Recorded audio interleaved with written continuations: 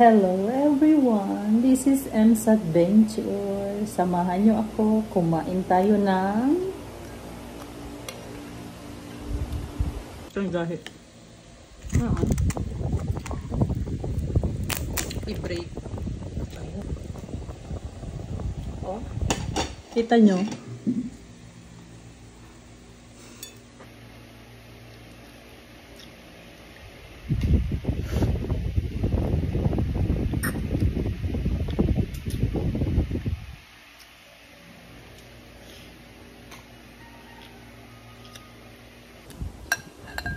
Ito yung niluto ko doon sa nakaraang live ko. Kung sino yung mga sumilip, alam nyo ito guys. Ito pa yun no, yung tira. Hindi ko talaga siya inubos. Kasi balak ko talaga siyang imukbang.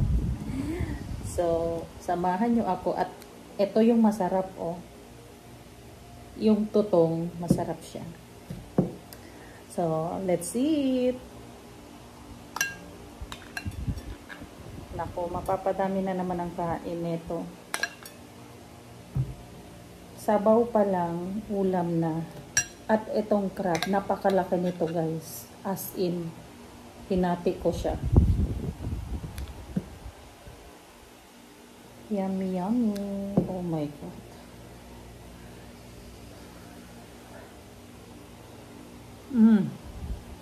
Ang laman pala nito, crab na may hipon. Hindi sponsor guys, pero ang ginamit ko dito yung curry mix na McCormick ang brand. In fairness, ang sarap niya.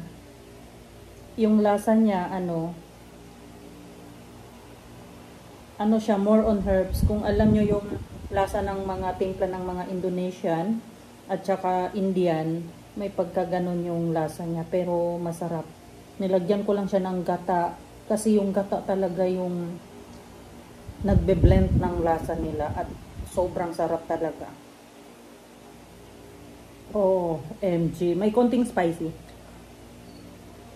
Oh my God. Hindi ako magsasawa kumain ng ganito. Hindi siya ganun kalaki pero pwede na rin.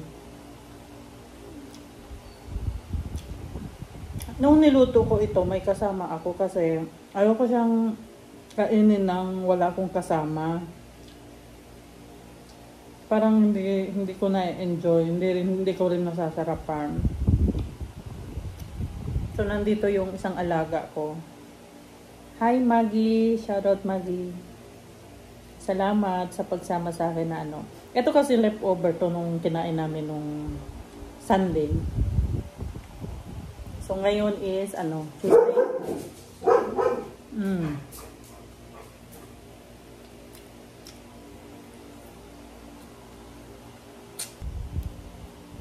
Tapos mas masarap yan pag may kalabasa or wala akong gulay that time. And then, naalala ko, meron para ako na nasa container na malunggay. Siguro mag 2 weeks na siya sa rep, yung malunggay. Kaya, yan green malunggay yan. So, hindi siya masyadong boring. Kasi may kapiraminggot na malunggay. My God guys. Sobrang sarap. Tingnan nyo naman oh. Tingnan nyo naman yung sauce niya. Malinamnam talaga. As in. Tapos tingnan nyo naman. Ay wala na pala yung sipit. Kinain ko na. Hindi ko na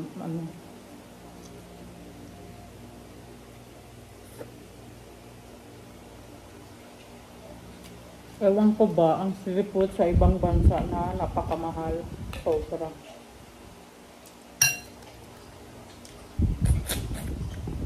Tapos lasang-lasa yung luya. Maganda nga sana pag may tanglad, no?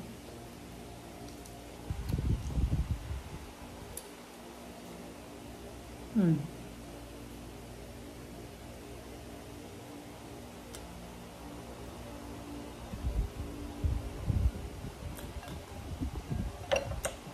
Kainin natin yung ano, yung crab kasi baka nabubusog na ako sa sauce. Hindi ko na makain yung crab.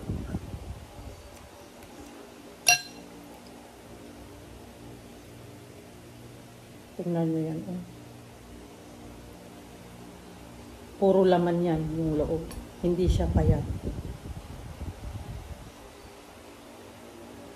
Oh, ang sarap ng ano ha. Ang sarap ng tutong. At yung mga sipit niya na ganito. May laman yan. Sinisimot ko lahat yan. Wala akong sinasanto. Pagdating sa ganitong ulam, sa seafood, simot lahat yan pag ako kakain. Kaya, we need to use our hands talaga. You eat seafood, guys. Kasi if you're not gonna use your hands, you're not gonna enjoy how yummy the seafood is. Diba?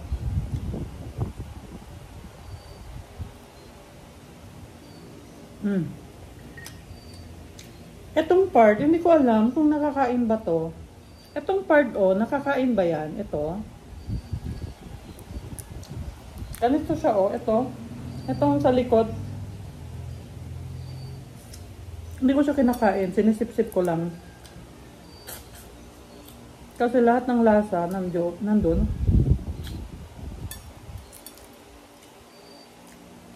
Yes, malap.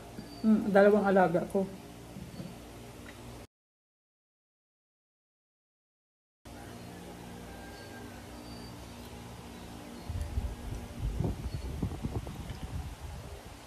Hindi ko alam paano ko siya bibiyakin.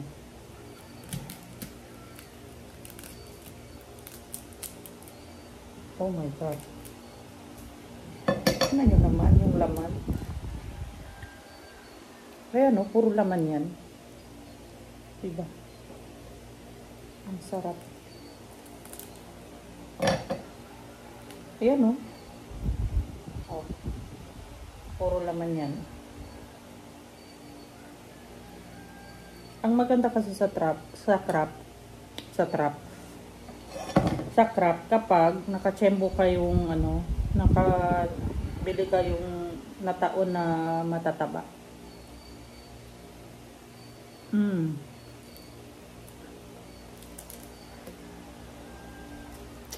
Paano ba?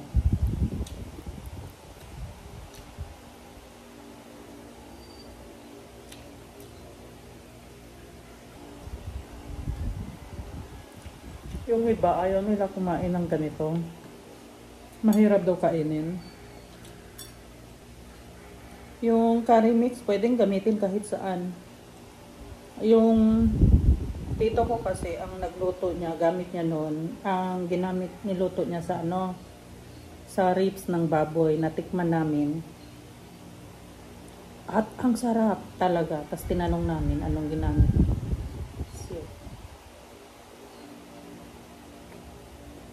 So, ang unang try ko na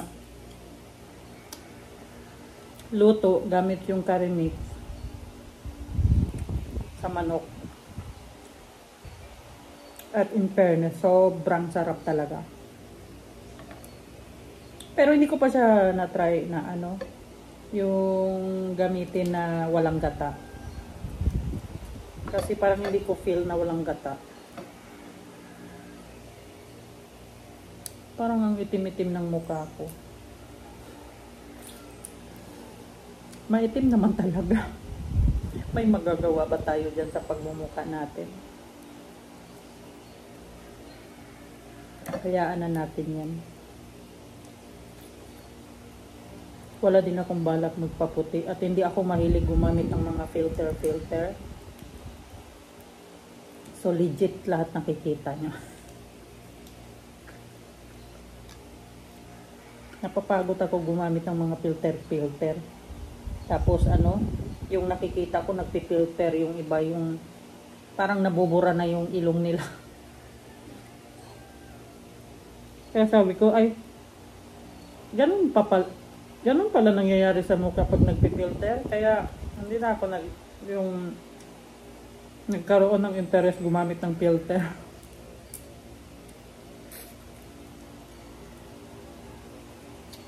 Hindi ko lang alam baka yung iba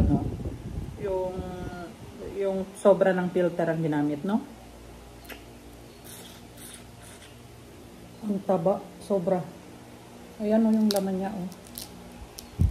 Puro laman.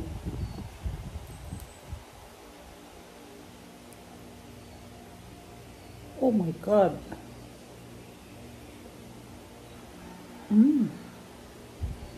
Manamis na miss.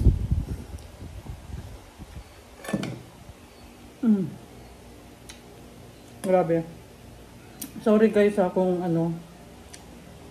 kung ginutom ko kayo.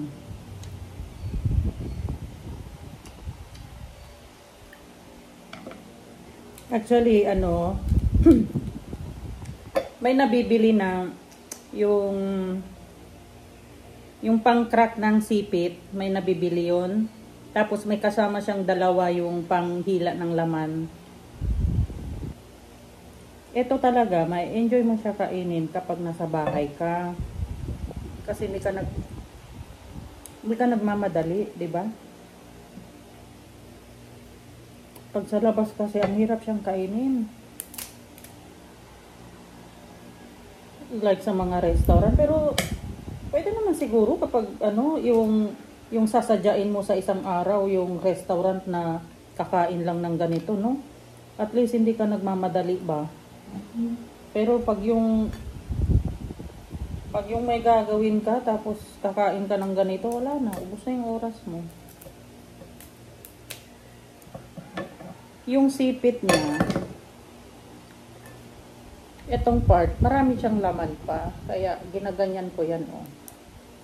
Tingnan nyo. Oh.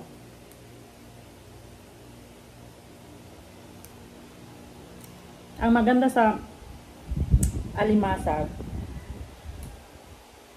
malambot yung shell. Pero mas masarap yung yung mud crab, no? Matigas nga lang yung shell, kailangan pukpukin nyo yun. Kailangan pukpukin yun bago lutuin. Saka kailangan meron talaga yung pang-crack. Ito kasi kaya siya ng gunting.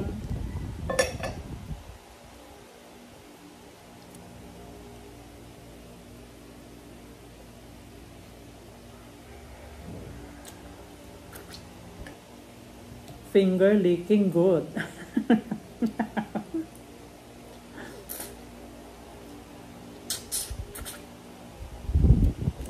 Mas masarap siguro kapag yung tiger prawn, no? Yung tiger prawn naman, ang sarap niya iihaw, guys. Tapos yung pagkaihaw nyo na yung hindi siya overcook, sobrang sarap.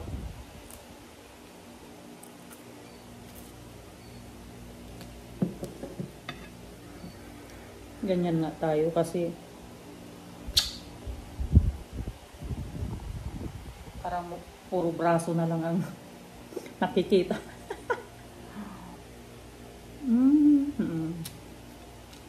Mag-less tayo sa kanin.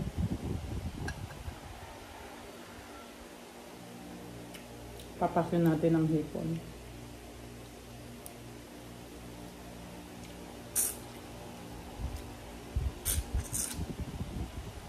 Pero, alam nyo ba na, of course, hindi nyo alam. Hindi nyo alam. May allergy ako sa hipon. Ito kasi, hindi naman ganun karami. Ilang piraso lang to. At saka meron ako nakahanda si Teresin. At saka, pag kumakain ako ng hipon, kailangan be sure na fresh. Kasi kung hindi siya fresh, guys, doon talaga mamamaga talaga yung mukha ko. Iba-iba pala yung allergy, no? Yung kasama ko na kumain nito, malala yung allergy niya kasi to the point na hindi siya makahinga. At saka yung allergy niya is nasa loob. Nasa loob ba? Yung sa akin, maramdaman ko yan, mainit. Mainit yung mukha ko. Tapos, yung pantal na, lalabas yung pantal na namamaga. Yun yung naranasan ko ha, first time. Hindi ko alam na may allergy ako that time. Nasa Singapore ako. Biglang naramdaman ko mainit, makati. Pagtingin ko sa, pumunta ako ng toilet. Pagtingin ko sa mukha ko, pulang-pula. Tapos, alam niyo yung parang, ang tawag sa Bisaya, yung parang nabuyagan, ganun. Nagulat ako, pero naalala ko kasi, hipon lang talaga ang kinain ko that time. Kumain ako noon mga lunch time. Ang trigger niya, mga 3 p.m. Gulat ako kasi first time ko yun. Hindi ko maalam na may allergy ako. Dati naman ako kumakain ng ganito. Pero siguro, that time, yung nasobrahan yung kain ko. Parang kalahati ng bowl. Pero maliit lang. At saka ganito lang siya kalalaki. At saka tingin ko rin,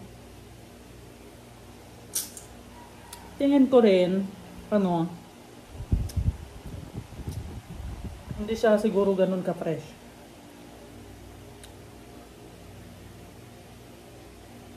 Niluto ko lang siya sa butter. Garlic butter.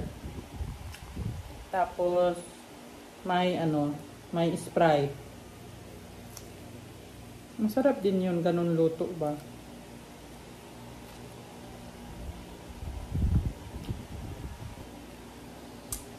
Ayun nga guys, nabusog tayo. So, thank you so much for joining me guys. And hope you enjoy this mukbang seafood. And sorry kung ginutom ko kayo ng bonggang-bongga. So, thank you for watching. Bye-bye.